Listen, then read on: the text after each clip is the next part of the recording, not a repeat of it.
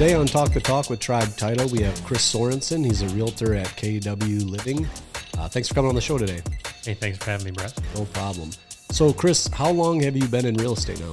So I got into real estate in January of 2019. So coming up on, I don't even know how many, 2019. 3 years, 2 years? 4 years. 4 years. It'll be 4 years. Wow. That's Okay. So time now, has passed fast. When you started, was that like COVID when you started? Nope, it was the year before. Okay. So I was a paramedic previously. I had worked there here in Livingston County for a decade, and I kind of was overlapping both of those. I knew I had been working crazy hours. Just kind of life got away from me. I'd end up working 80 hours a week. Making good money, but putting the time in. Working 48 hours at a time or whatever, and knew I needed an exit route. Knew I couldn't do it my whole life. I had a couple injury leaves. I just knew my body was starting to break down from the winters and just trying to lift people and things like that, and needed an exit route. So, it was a pretty easy transition, and I did both for a little while. It was about a year before lockdown. Okay. So you weren't an EMT then during lockdown? So I actually left there. My last shift was in February of 2020. Okay. So right before the world shut down. Didn't really have that prediction or anything like that. It was just, I was successful enough in real estate to where I could make that transition. Before that, my wife was a stay-at-home mom. We had a young boy at the time, and I guess they're still young, but she went back to work, because he was in school full time, and could handle the benefit side of things, because real estate, I didn't really know, what to expect there as far as being an independent contractor and not really carrying benefits or anything like that. So she went back to work, and then as soon as she was happy there, and then I took my last shift, and it was kind of fortuitous because I didn't have to look like I was leaving because of because of being scared or anything like that. But it was very fortunate timing. Yes, I would say. Sure. But on the same hand, were you kind of like, obviously real estate was one of those where you're like, well, what the hell is going to happen? Yeah, during exactly. lockdown. So were you kind of worried at the same, like, oh my gosh, I just left this job that I could count on these hours, and now we're in a lockdown, and who knows what's going to happen in real estate right now? Were you kind of freaked out by the timing of it as well? A little bit. It kind of gave me that time though to, spend time with the family. Yeah. Again, with working the hours I had to miss a lot of stuff. Yeah. I wasn't always home every night, things like that, and that really gave me the opportunity to get back into a routine of, introducing myself back to my kids. They find out who I am again. Yeah. I'm there. And, so it was though a double-edged sword where, I was able to have that time with them, but also with real estate being so up in the air at the time, couldn't go show houses in person. Everyone that I had been working with was putting the brakes on everything, just kind of putting everything on hold, and not really knowing either, that whole uncertainty, everyone just pauses, no one wanted to jump at anything because they wanted the fear of making the wrong decision. Yeah. So it was tough, but, we got through it. It's not something that'll last forever. So you've been, I don't know if you'd call it fortunate or unfortunate, but the timing of it is, you basically took the leap, did full time, start of the pandemic. And now after the pandemic, obviously that was kind of, two of the best years ever. And now we're coming into kind of another type of shift. So it's like, in that short amount of time you've been in real estate, you've been in 3 probably very different markets. Do you use that as an educational tool, or is what do you do with that? Yeah. My first year, I'd say it was 2009. And I would say that the market then is closer to what it is now. Yeah. Or I guess the market now is closer to what it was then. My first house that I listed, it sat on the market for close to 30 days. That to me, I'm like, why isn't it selling? Because Yeah. I was brand new, but now I realize that's more of a normal thing. Right. And then I just had our closing yesterday. That house was on the market again, 25 days, where everything previous, I mean, I had listed it and it sold in a weekend. Yeah. So not panicking, knowing that, okay, things are still going to sell. Right. You know, and being able to relate that to my seller. Yeah. Just having that experience, before, I think it would have been really difficult to come in right after the pandemic. Yeah. Where everything is selling so fast, you don't have to work at all to Right. sell anything. It's just put the sign in the yard, or Yeah. maybe not even do that. Right. It goes online and it's sold before the sign gets there. Yeah. So just being able to have that calm confidence that, things are going to be okay. Yeah. It really helped. Yeah, for sure. And that is kind of crazy too, how quickly people got used to that. Like even, when I see a house, the last couple of years, and it's been on the market for 2 weeks, I'm like, oh man, what's going on there? Is there mold? Is there this? Because it's just so unusual to see it sit for that kind of time, which, in retrospect, it's such a small amount of time period. I mean, there's been markets where it's not unusual for a house to sit 30, 60 days. Right. And that's still, considered a seller's market. Yeah. When I kind of have, not that I've been in real estate that long, but I've bought and sold 2 houses now. Yeah. And, my first house I bought in 2011, completely different time then Right. too. I feel bad for my agent. I don't, because she's now on my downline. I'm now on her downline. Right. So, but we saw, I don't know, 60 houses. Yeah. And at the time it was just, you could see everything. There was options out there. Yeah. And it was really trying to find the perfect fit. But it wasn't like now where, that perfect house, you might only see 12 houses over the course of 2 months because Right. they just weren't there. Yeah. There were, we every couple of days we were going to see 4 or 5 houses. Yeah. And, just relating that to just being a part of it really helped. Yeah. Having that experience, maybe not on the professional back end side, but Right. just understanding that actually happened. Yeah.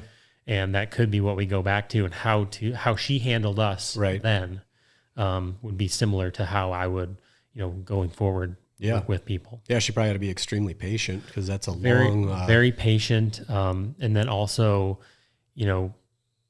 just because you can see everything doesn't mean that you want to see everything. Yeah. And kind of having those conversations before going out and seeing it. Well, this one, you're really looking for that perfect house, making sure they know, okay, well, this one doesn't have this. Are you still sure that you want to go take a look at it? Right. Having that knowledge on the back end where they might just be scrolling through real fast, looking at the pretty pictures and Yeah. not seeing that it doesn't have a basement. Right. But you really want a basement. Do we really want to go see this house? Yeah. And typically the answer is no. Yeah. Oh, Especially when sorry, you I have that didn't see amount of that. options, when Yeah. you have that amount of options, you can really fine tune it because like my wife and I, we bought in Arizona right after the recession. And it was great. Like you said, I mean, it was literally, there was probably 130 houses we could have looked at, like to where we were getting so specific, like, oh, if it doesn't have a Pebble Tech pool, we don't want it. It needs an outside bar, Pebble Tech pool, 3-car garage. And we were able to find it, because there was just so much inventory. Whereas like fast forward to today, I mean, that it's just like, hey, this is a house. Do you want it or not? That's kind of your options. Yeah. And I mean, right now still, we're still in low inventory. Yeah. But just things are sitting a little bit longer in my opinion, just because the buyers have slowed down. They're kind of pumping the brakes a little bit. Yeah. Again, kind of like COVID, where there was a lockdown, there was uncertainty, and people don't want to make a wrong decision. And, Right. and that's where, interest rates right now have kind of crept up, and a lot of the people who are buying houses right now, I'd say the majority of them, they haven't seen an interest rate above 4 Right. until this current time we're in. Yeah. Even back when I bought my first house in 2011, we were still under 4%. Yeah. So it's the young people that are trading up, their families are expanding.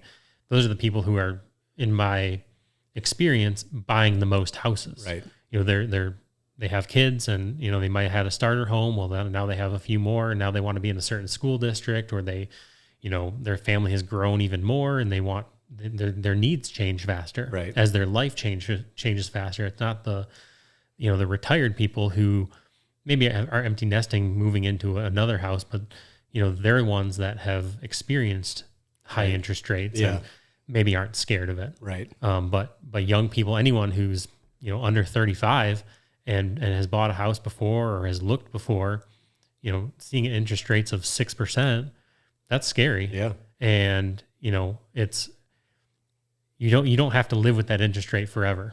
Right. So it's the time now to find that, because the competition is less. Yes. Get into that house, find that house you want. And then, as interest rates, as the world changes and interest rates dip back down, then you refinance and you're better financially. But one of the lenders I work with, she's big on, marry the house, date the rate. Yeah. So, it's not a lifelong decision on your interest rate, but you can still find that forever home and do it now while the competition is a lot less. And it's cool too, because you always see, like I always see the pros and cons list between like renting and buying. And it's, the only con is interest rates, but it's like one of those things where, like you were saying, buy the house, date the rate, marry the house, date the rate. You can lock in a rate now. Let's say it's even 7%, 7%, which everybody's like, oh my gosh, it's so high. Well, it is, but if it continues to go up, then you're a genius, Right. And if it goes down, you can refinance. It's like there's no lose in that situation. And then somebody the other day also broke it down like, well, 7% is high, but if you're renting, you're paying 100% interest. I mean, nothing's going towards anything. No, and that's definitely it's a great point. When you do break it down like that, at least you're putting something toward your future. Yeah. And if you can live with that rate, and if you can make that payment, and it's not rates, it's not price of house, it's payment. Right. Ultimately. Yeah. If you can get into that house for that payment and that payment is comfortable for you, right. That payment's not going to just go up on its own. Yeah. You'd have to refinance or take out an additional loan on it. You're locked into that. Yeah. And again, like you said, when things go down in the future, you free up some capital, and you're not putting as much of your money toward those monthly expenses. Yeah. You have play money or whatever at that point. Right. And everything stays the same. It's also crazy. Like we live in our house. We've been there 5 years now. That's the longest we've ever stayed in a home. And it's wild to see what people had always talked about, but I'd never been in a place long enough to realize it, was that, well, your payment's the same. They would always say that when you're buying the house, your payment's always going to stay the same. And I'm like, yeah, but it's a high payment, so that's kind of depressing. But everything else typically increases with inflation. The home's going to go up in value. You're typically going to make more money than you did 5 years ago. And that payment stays the same. And now I'm starting to realize it going into closings, and I see, loan amount, interest rate, and I'll see the payment, and their payment is higher than my payment on a much lower house. Mm-hmm. And I'm like, man, it's finally coming to fruition, where now I see that locking in that payment 5 years ago, everything else has gone up and my payment's still the same. Like I couldn't probably rent a house for what I pay for mine. Yeah, exactly. I mean, you look at gas prices, right? Yeah. You can't lock in at a $2 gallon gas prices. Right. You're stuck on the whim of what it is every day, and it can change. Yeah. Just from morning to night, 40 cents, right? So it's not like that's going to happen with your house. You get in there, you're comfortable. Again, with rent, something could happen. You're at the whim of, okay, we don't want to rent anymore. Then you're stuck finding something else. Yeah. And have you seen rent prices? Oh yeah, they're insane. It is ridiculous. I mean, I was showing someone a duplex, and the rent for their duplex, and you're sharing that half of the house with someone, you're sharing half of the yard with someone. Those payments were way more than a single family home. Right. So are you really wanting to be at the discretion of, okay, we know you've rented here for 4 years and you've made every payment, but we're going to sell now. And then, who knows what happens. Right. After that, you're gonna be stuck, looking at, either looking for other houses that were now, rents doubled, Right. or, something like that. And having or to your buy own, at that point, which at inflation, now the Exactly. same house you could have bought that 4 years ago has, gone up 15, 16%. Exactly. And then people are scared about, how, I'm a very analytical person. Yeah. It's like, how am I going to lose? Am I going to lose money? People my age, their parents may have experienced some hardships during the recession. Yeah. Having to sell. It's kind of like stocks where you don't have, as long as you don't have to sell, Right. you don't lose money. Right. If your value of your house goes down a little bit, you don't lose money until you sell. Right. It'll bounce back So 10 years. yeah, I mean, it is that 10-year where if you can be in your house for 10 years, you're not going to lose money on it. And even if you break even, consider the rent payments that you would have made over that 10 years. Yes. You're not breaking even. Right. You're ahead. Yeah. Even paying, a modest rent payment, you're still saving $15,000 a year if you can make that back. Yeah. That's the other thing too that blows my mind is when people use that reasoning, like, well, I just want to rent because I like to know that I can get out of it at any point, but it's like, well, you can do the same with a house, but when you sell the house, aside from '08, when you sell the house, just the even at a modest appreciation, you're going to at the very least break even, which means now you lived rent free for however long you were in that house. Exactly. Plus the tax deductions of having, the interest payments on the mortgage. I mean, there's a slew of reasons why you're never, like people say, I just want to sit on my money. Well, they show now, like if you had $100,000 in a savings account, you're actually losing money because it's just sitting there and it's not earning interest anywhere near what inflation's going up. No, that's exactly right. But yeah, like a lot of people always have these excuses why homeownership isn't a good thing. You can't break it down any further to the point where it's like there's no option you're going to lay out there that makes sense for you to rent and not buy. And it's the people that make excuses, and they're always going to make excuses, and it's one thing or another. Yeah. But for me personally, and we got into home ownership young. It's been one of the greatest decisions just because you can, you have that ability to make so much, on the value of the house. Yeah. It's just secure. You feel, where you're going to live. Yeah. It's up to you basically. You can put money into it. You can put money into it. Waste. And it's not like if you do want to get out of it, there's ways of getting out of it. Yeah. You can sell, you can rent. If for whatever reason you lose your job or you have to move, there's reasons why people do have to move, and people still move, even when the market's bad. Right. But it's not as difficult as people think. Right.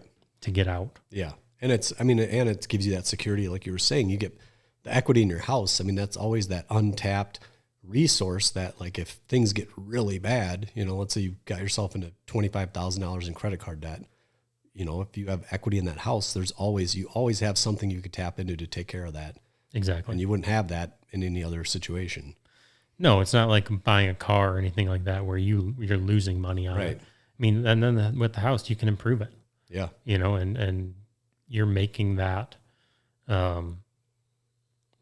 decision, and you get to change things and make it how you want it. And, if something doesn't work for you, most people are able to come up with a plan and change it. Right. So like everybody says now, rip a wall down. Right. Yeah. Just make sure it's not load bearing. Yes. Exactly. So now you've been doing about 4 years. What's kind of your plan for the next 2 years? Where do you see yourself going? Or do you want to, because you're an individual agent, right? You're not on a team. Yep. I've been individual since I started. I question my ability to be on a team. I've always been, someone who wants to lead, and that's part of getting into this is, having some of that autonomy, not having to, answer to someone all the time. Yeah. That's kind of what was nice about my previous job was when we were on the ambulance, there was two of us. And after I'd been there for a couple of years, I was always kind of like the lead one. I moved up pretty quickly as far as seniority there, just because a lot of the fire departments had started hiring, and we lost a lot of longer term people back to the fire departments. And being able to kind of do what I want. I did have a boss there, and obviously we have protocols that we needed to follow, things like that. But there was still the ability to, if I wanted to go and go shopping on my shift, if I needed some groceries or something like that, I could go do it. Yeah. If I needed to drop something off at the post office, I could do it. As long as we weren't on a call, you can go, get something to eat or, things like that. If I had a hobby or something, I could bring it to work and work on a little project at work, and it was fine. So being able to not have the boss to listen to, and that's kind of where team life is appealing, because, you on the back end, you don't have to do quite as much. Yeah. You can kind of focus on the things that you like doing. You don't as much, and teams are all set up differently, but some of the teams you don't have to worry about, finding people to work with, or doing your paperwork on the back end. Right. I'm very detailed, so I really want to have control of my own paperwork. So that aspect doesn't matter as much to me. And it's also the, having to be somewhere. Some of these teams require you to be in the office so many days, or, make a certain amount of things. And it's good to hold you responsible. But as I learned with the time I had off during the pandemic, is I want more family time. Yeah. And I don't want to have to try to juggle, team responsibilities with family time, because in my mind, family time will always win. And that's one of the things I've been able to be more involved with my kids, with school, with sports, things like that. And some of my own hobbies. It's just been great. Yeah, no, that's great. So I guess to answer your question, moving forward, I can see myself starting a team and having people that I can delegate things to. Right. Because I've really enjoyed my time in real estate. I want to share that with other people. Yeah. Get them out of their 9-to-5 rat race, and, share that ability to have family time.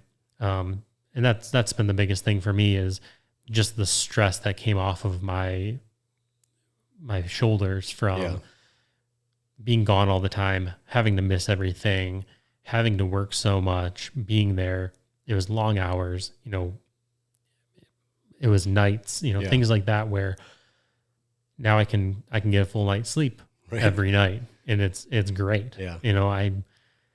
And safety has to come into it somewhere too. I mean, I'm sure you were dealt with some situations that you weren't necessarily in the safest of positions. Yeah. And it's not even necessarily like safety as far as, being worried that another person's going to do something to you, but we're out there in the snowstorms. And I had a situation right before I left. I mean, I had already planned on leaving. But I was stopped on the side of the highway, and it was winter, and it was one of the bad snowstorms. Yeah. And came, probably within a foot of getting hit by a car. Yeah. Had to jump inside the vehicle. Jeez. Just because there was a car sliding by us. Yeah. And that was on the side of 96. Yeah. That's scary. It is. And now not having to, if it's bad weather or a snow day, I can just work from home. Right. So definitely is some I guess some safety, less safety concerns. I mean, there are still, you're going into people's houses, you don't know what's expected, but I've been going into people's houses for 10 years and usually there's people there. Yeah. So knowing how to position yourself by the doors, things like that. It's all stuff that's kind of come naturally. Right. Because you are more hyper aware. Yeah. When you're walking into some of those situations. That's what I was going to say. You probably already have those built in, those things that you just kind of, your head's on a swivel, you're paying attention to what you're doing, who you're around. I'm sure all those are traits that you picked up on your last job. Yeah, exactly. And I don't want to portray real estate as being dangerous. Right. But when you're working with some of the people you don't know, and you're going into other people's houses and some of the communities that you go in, you do have to be hyper vigilant. Yeah. And just knowing that, I have that background. I'm more aware of my surroundings, is very helpful. Yeah, no, that's great. So now, do you think that that's something that you have in your future? Is that something you'd like to do, is start your own team? At least, again, I don't know if it's going to be myself with other agents, but definitely building it out to the point where, having someone who does some of the administrative stuff. Right. Obviously focus on what you're good at, and then delegate everything else that, you don't enjoy doing. And I think that would help with having some of the additional time off. Because right now I'm helping coach football. In the spring, I'm coaching baseball. And it's just, those are the opportunities that I never would have had with my previous schedule. Even having, not being able to commit to that. Yeah. I know with real estate, I can schedule my time where I'm doing most of my activities while the kids are at school. Right. Or if I do get a night off, I can schedule other things then. Yeah. To work with buyers, things like that. And that's huge for your relationship with your children. It is. Yeah. And I've seen that. It's grown astronomically, just having that time. Yeah. Being able to pick them up from school or drop them off at school or be there in the mornings, not missing field trips if, they want to chaperone, things like that. Right. Where before it was a crapshoot. Yeah. Whether or not I would be able to be somewhere, right? Even attending their games, not even to where, helping out with coaching. It was like, can I even be there? Right. And there were times that I had missed that. And growing up, my parents worked a schedule where they were able to be at everything, and I wanted to give that to my kids too. Yeah, no, it's huge. I played soccer in high school, and I think my mom was at maybe one or two of my games. She was a single parent and worked all the time. And I didn't even really realize the value of it. I was always at my kids' games, but then by just dumb luck, I guess, they asked me to coach my son's soccer this year. And I just asked him, like, hey, would you want me to do that? And like, man, his face lit up like it was the greatest thing ever to him. And I had never even thought of it, which I'm like, man, I'm glad I took advantage of it, but I never realized it was that big of a deal to them. But it's huge. Yeah, the hardest part now is my boys are 3 years apart in age, and it's not close enough for them to be on the same team for anything. So it's more of a, like, who am I coaching? Yeah. And trying to balance that. I've coached my youngest's baseball for 2 years now. And now I'm jumping into my oldest's football and then his baseball. And I really hope that there will be a time where they are able to kind of be on the same team, but it'll be a few years down the road, but just trying to balance that. It's tough, but that's a good problem to have. Yeah, exactly. Where do I spend my time? Not do I get time? Right. Yeah. Do I even have the time to do any of it? Yeah. No, that's cool. And so, like, more of what you would like to build out would be then an individual agent with staff to kind of alleviate some of your pressure points. Yeah. And that's something where some people have kind of worked that model before. Yeah. Have someone to do some of the administrative stuff, have someone possibly as a showing assistant, to where, if someone needs to see houses, they're only available in the evenings during the week and I'm coaching, have someone that I'm able to trust to take someone through a house and then have that conversation with my clients afterwards of, okay, what did you like about it? Things like that, where I can do it a little more remotely, but still be part of the transaction. Right. Absolutely. Do you take advantage of a lot of the things that KW offers? Like, as far as, one of the cool things about them is the fact that they always do the, they'll basically coach you through things, teach you how to do things, teach you how to basically build out whatever model it is that you want, and they'll kind of give you the assistance along the way. Is that something that you take advantage of? Yeah, I definitely think that any of the, all of the coaching, all the training has been useful in some aspect, right? And at different points of your time there, different things speak to you. And I really, just knowing that the options are there is the hardest part. Not feeling like you're clueless or you're trying to find it. It's kind of fed to you where you have all these options. Right. There's different ways to run your business and do whatever works best for you. Yeah. And that's the best part about it. And you're still kind of on a team. Because that's the cool thing about that office is, it's like, even on a team, like, you could ask anybody for help and they're more than willing to help out. Now, even though I don't have a dedicated showing assistant, if I'm out of town, there's 5 people at least I could call up and oh, no problem. They'll go show a house for me or go sit in on an inspection. Right. So I feel like I can do those things. Yeah. I don't feel like I have to be 100% there 100% of the time, working 24/7. Right. I do still get that family time. And that's one of those things where, like I was saying, if I do build out a team and have other agents, that's going to be part of it is, teaching these people who may not have had that ability or, they're running the rat race of not having the family time. I mean, that's very important to me and making sure that other agents get to experience that as well. Right. And that's where I would, if I were to build out a team, that's one thing that I would really keep as being important is, make sure you still get that family time. Right. And, that's one thing that's been great about KW is just they lay everything out there and they encourage that. Yeah. Right? They're so not notice they encourage the leveraging of things to give you the time and the life that you want. It's building that life by design. Yeah. And, could I have done double the transactions this past year? Of course. I could have run myself ragged just like I did when I was working on the ambulance. Right. And instead I chose to back off a little bit, have that more family time. And in the end, I'll appreciate it more than money. Oh yeah. Because just having that time, you can't get that back. Right. Especially when they're young. Yeah. We were just on a trip and I forget who said it. There's a lot of really cool people on the trip, a couple, operating principal, I guess is what you call it, an owner of a KW, and a lot of, very successful agents. And a lot of them were saying that the biggest thing is, or they were saying it's not about the money. It's not about the amount of zeros in your bank account. It's the money gives you the options to do what you want, when you want, with the people that you want to be with. And that kind of resonated with me. I'm like, that's the thing, because all the money in the world is great, but it's more just the options of being able to do the things like you said, spend time with your family, spend time with your kids, all those things that you can't buy back with any amount of money. I mean, it's a time thing. Exactly. Yeah.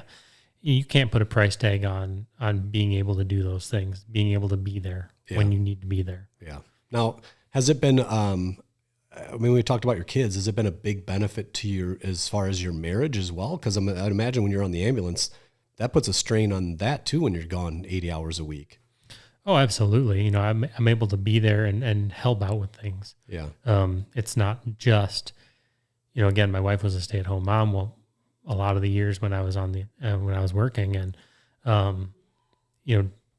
kind of understanding some of the things now that she had to go through, the responsibilities. It's stressful. It is. Yeah. And, not being able to help with a lot of that stuff because I'd be so worn out. I might be gone for 48 hours and the tail end of it be so busy that I didn't get any rest. Yeah. And then we show up at home and it's like, well, now I still need to rest. Yeah. Right. I need to go to sleep. There's more where I'm able to help out. And that's huge. I enjoy being able to do that. Yeah. Not having to put as much of that stuff on her. And just being able to be home, and be at everything. It's not just, if it's not just her taking the kids somewhere, it's not just her putting the kids to bed at night, being able to be there to help with that, help with cooking, just having all that stuff. It's just one less stress. And have a relationship. Whereas before I traveled for work a lot and it was the same thing. I would come home burnt because, we worked crazy hours when I was gone, come back, come in, rest for a couple of days because I was exhausted. And then it's like everything that we did was more like a business. Like, okay, while I was gone, we need to handle this, and this, and then get prepared for next time, where it's going to be this and this. And it almost became this very like business, like transaction between us. And I realized like, man, that's really bad on a relationship. Whereas now we have time and it's, we're friends again and we're both parents together and we do all these things together as a family, which before it was just, I was hoping they were getting done while I was gone. And it put a ton of stress on her and, builds resentment and things like that. So that's a huge part of it as well.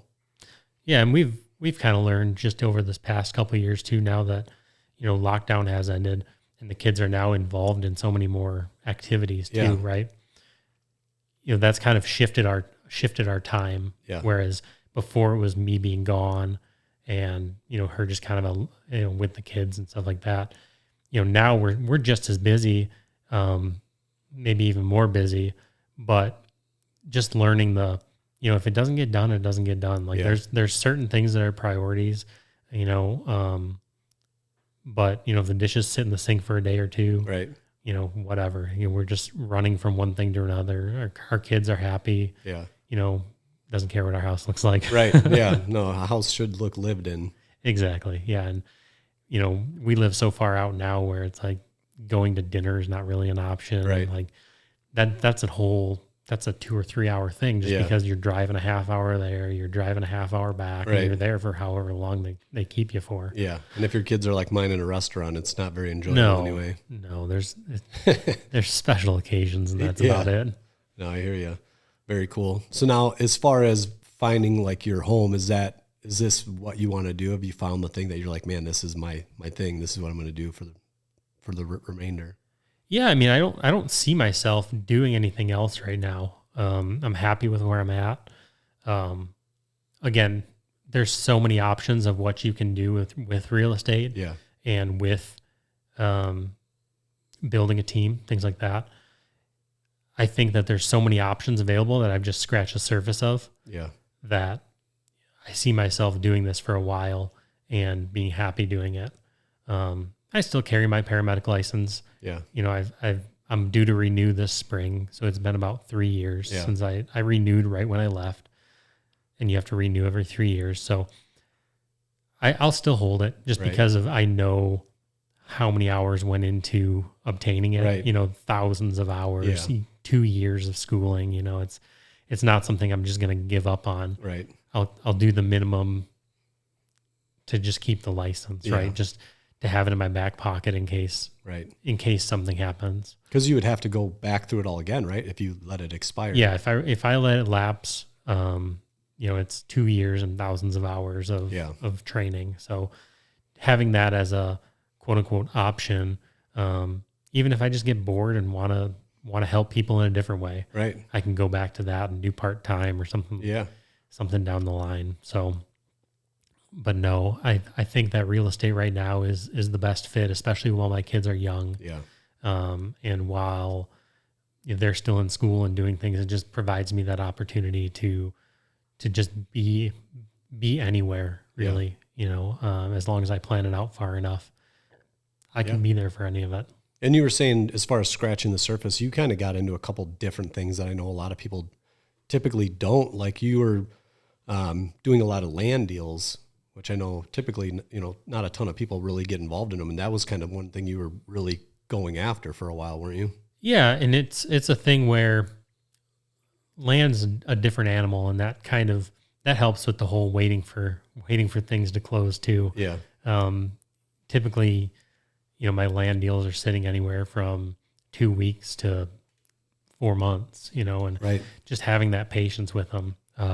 It's a great accent to the business. Yeah. Having that knowledge. I think it would be stressful for it to be my only avenue, just because things do take so long. And it's really matching that vision with people. Right. When people are buying a house, they see what they can do there. Yeah. They can see, a 4-bedroom, 3-bath house will fit on this lot, and I can have a pool, and I can have, a fence around the yard, and this is the size house I can have. Every piece of land is different. Yeah. Just based on zoning, based on township. You might not necessarily know, I can have a walkout basement, based on this topography or anything like that. But there might be minimums as far as square footage or what you can put as your, exterior materials, what kind of, you can have asphalt shingles, or you can have, vinyl siding, things like that. Whereas, so there's a lot more of explaining that to people. There's a lot more knowledge. You have to be very well versed on what you can and can't do on that property. And I really like that aspect. I like larger parcels too, just because, I like being out. And one of my hobbies is hunting. Yeah. So just having that knowledge of, and that ability to, go walk a 20-acre property or a 40-acre property, and that's work. Yeah. That's just cool. Yeah. That is cool. So do you have any land deals right now pending or that you have listed? I have a few that are going to be listed soon. And really, I mean, obviously the winter's not the best time to buy if you're looking to build a house, just because of starting building is tough. But, I've got people where if the right thing happens, they're definitely willing. They're not building on it and they don't have a use for it. Yeah. So come talk to me about land. All right. So now if somebody wanted to get a hold of you, how would they go about doing that? So, really you can find me anywhere. Facebook, Instagram, my phone number. What's your phone number? 517-715-3877. All right. And then you're on Facebook as well? Yep. You can call or text. I'm on Facebook. Chris Sorensen, Realtor. I don't do a whole lot with my real estate page, a little bit more with my personal page. Yeah. But yeah, you can find me anywhere on there. Okay. And what's your email address? Sorensen, CSORENSEN @kw.com. Short and sweet. Awesome. All right. And then also your socials all be shared at the bottom of the episode for anybody's watching. They can see them. So we'll share them on there. But awesome. Well, I appreciate you coming in today. It was nice getting to chat and learn more about real estate. Absolutely, brother. Appreciate it. Thank you. All right.